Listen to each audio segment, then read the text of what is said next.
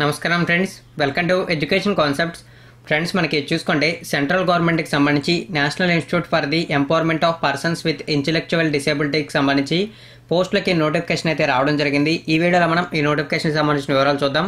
ముందుగా మనం నోటిఫికేషన్కి సంబంధించిన ఇంపార్టెంట్ డీటెయిల్స్ తెలుసుకుని తర్వాత మిగిలిన వివరాలు అంటే ఎడ్యుకేషన్ క్వాలిఫికేషన్, ఏజ్కి సంబంధించిన డీటెయిల్స్ చూద్దాం. ఈ పోస్టులకి ఆఫ్లైన్లో అప్లై చేయాలి. అదేవిధంగా మనకి 500 రూపాయలు అనేది అప్లికేషన్ ఫీజు. అయితే మనకి ఈ 500 రూపాయలు అనేది డిమాండ్ డ్రాఫ్ట్ రూపంలో అయితే పే చేయాలి. ఏప్రిల్ 18వ తారీఖు అనేది అప్లై చేయడానికి చివరి తేదీ, అదైతే గుర్తుంచుకోండి.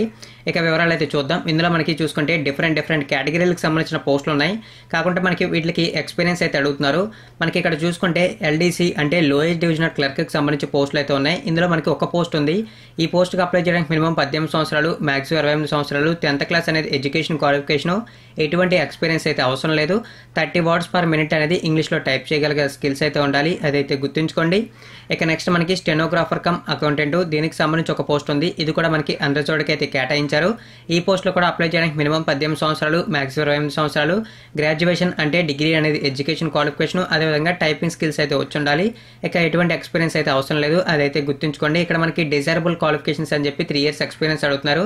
డిజైరబుల్ క్వాలిఫికేషన్స్ అంటే మనకి అవసరం లేదని అర్థం, అదైతే గుర్తుంచుకోండి. ఇక ఫైనల్ గా చూసుకుంటే మనకి ఆయాకి సంబంధించి ఒక పోస్ట్ ఉంది. దీన్ని కూడా మనకి అన్రిజర్వ్డ్కి అయితే కేటాయించారు.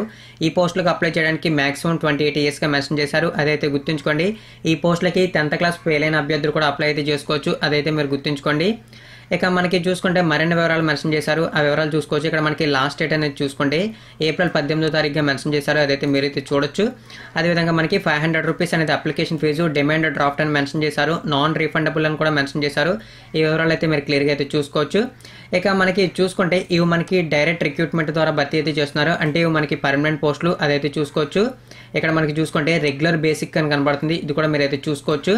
ఇక మనకి అడ్రస్కి సంబంధించిన డౌట్స్ అనేవి చాలా మందికి ఉంటాయి. ఇక్కడ చూసుకుంటే మీకు అడ్రస్ అనేది స్టార్టింగ్లోనే కనపడుతుంది. నేనైతే అండర్లైన్ చేస్తున్నాను, చాలా మందికి అడ్రస్లో కన్ఫ్యూజన్ వస్తుందని చెప్పి ఇదైతే నేను అండర్లైన్ చేశాను. ఇక్కడ మీరు అడ్రస్ అయితే చూసుకోవచ్చు. ఇక అప్లికేషన్ ఫామ్ ఏ విధంగా ఉంటుందో ఒకసారి చూపిస్తాను. అప్లికేషన్ ఫామ్ అయితే మనకి ఈ విధంగా ఉంటుంది.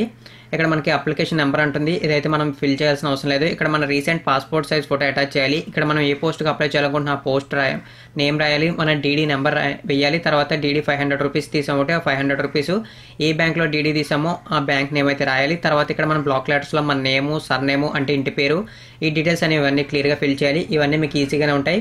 వీడియో కింద డిస్క్రిప్షన్లో మీకు ఈ నోటిఫికేషన్కి సంబంధించి ఈ అప్లికేషన్ ఫామ్కి సంబంధించిన లింక్స్ అయితే ప్రొవైడ్ చేస్తాను.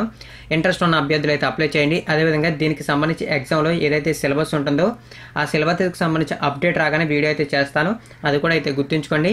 మీకు కనుక ఇంట్రెస్ట్ ఉంటే అప్లై చేయండి. మీకు కనుక ఇంట్రెస్ట్ అయితే లేకపోతే మీ ఫ్రెండ్స్కి అయితే షేర్ చేయండి. అయితే చాలా మందికి డౌట్ రావచ్చు, దీనికి సంబంధించిన పోస్టింగ్ ఎక్కడ ఉంటుందని. దీనికి సంబంధించిన పోస్టింగ్ అనేది మనకి సికింద్రాబాద్లో ఉంటుంది. ఇది మనకి సెంట్రల్ గవర్నమెంట్ జాబ్స్. ఈ పోస్టులకి మనకి చూసుకుంటే ఆల్ ఓవర్ ఇండియా మొత్తం ఉన్న అభ్యర్థులు అయితే అప్లై చేసుకోవచ్చు. ఆంధ్రప్రదేశ్ వాళ్ళు కూడా 100% అప్లై చేయొచ్చు ఈ సెంట్రల్ గవర్నమెంట్ జాబ్స్. ఈ డౌట్ కూడా మీకు ముందుగానే క్లారిఫై అయితే చేస్తున్నాను. ఇక ఈ వీడియోని లైక్ చేయండి, మీ ఫ్రెండ్స్కి షేర్ చేయండి. థ్యాంక్ యూ ఫ్రెండ్స్, ఈ వీడియో వాచ్ చేసినందుకు. మరిన్ని అప్డేట్స్ కోసం నా ఛానల్ని సబ్స్క్రైబ్ చేయడం మాత్రం మర్చిపోకండి.